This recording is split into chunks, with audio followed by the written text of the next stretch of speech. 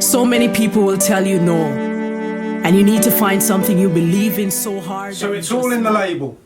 The labels that we give people, the labels and badges that we ask people to hang around their necks, that we stick on their chest. Or as we used to say in the army, it does exactly what it says in the tin. When we give people labels and tell them to wear them, they tend to act up to that label, become part of that label. So I know a guy called Kev who homeless, struggles with mental health issues, serious mental health issues, has issues around substance and alcohol misuse, and quite often ends up in prison. So I met him recently and he'd just come out of prison, and we were having a conversation, and he was really struggling. He couldn't get his benefits because he couldn't fill in the forms, couldn't do this, couldn't go online, didn't have a bank, so on and so forth. But he was having to survive on the streets. But he looked at me and said, David, they've now told me I'm a prolific offender. And he had a wry little smile on his face. So guess where Kev is now? Back in prison, you're right.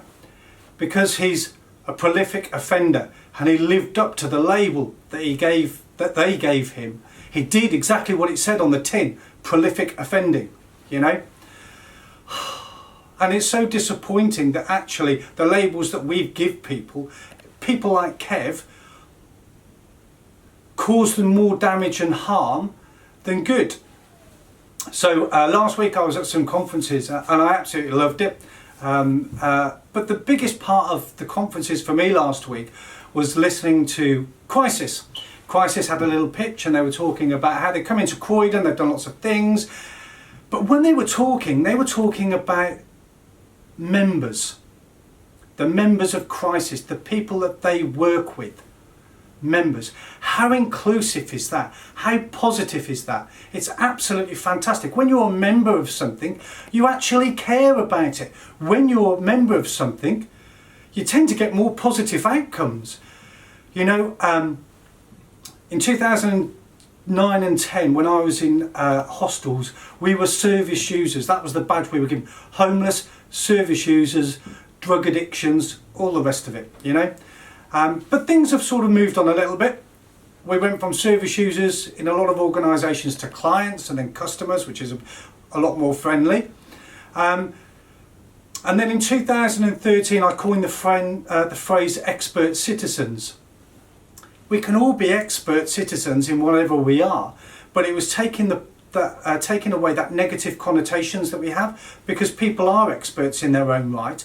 And being a citizen means we're a part of something. And I know that's stuck and it's used quite often around the country now. However, is it the right one? Do you know there's a brilliant organisation out there called Camarados? Matt Potts runs it. Look him up. If you don't know him, look him up.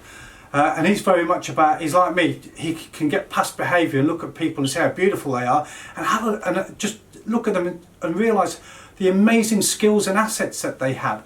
And he tries to reframe all the time this the way that we talk about people and the way that we get people to do things. So it's rather than a negative, it's a positive, and that's what it should be.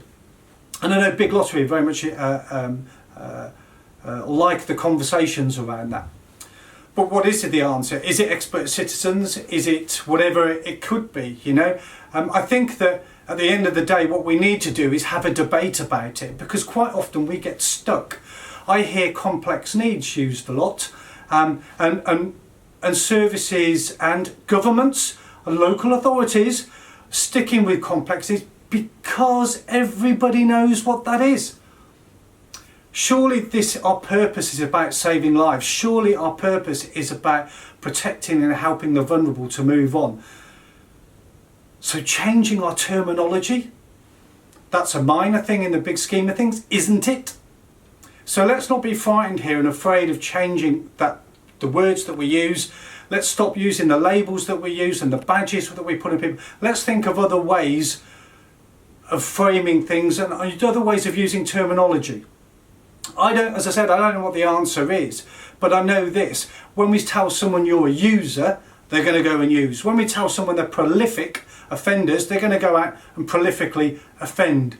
You know, when we tell people that they're homeless, entrenched homeless, guess what? They're going to be entrenched homeless. And we need to change that. So we need to come together as a community and think about the language that we use. I'll be really interested in hearing your comments. I'll be really interested in hearing your thoughts. So put your comments in down below, type in your thoughts, stick something up on the video if you want on Facebook or on YouTube, give us a call, email, whatever it is. Let's start that debate and that conversation, and let's see if we can start to change the language that has such a negative effect on people. But until next time, stay safe. Don't give up, no matter what.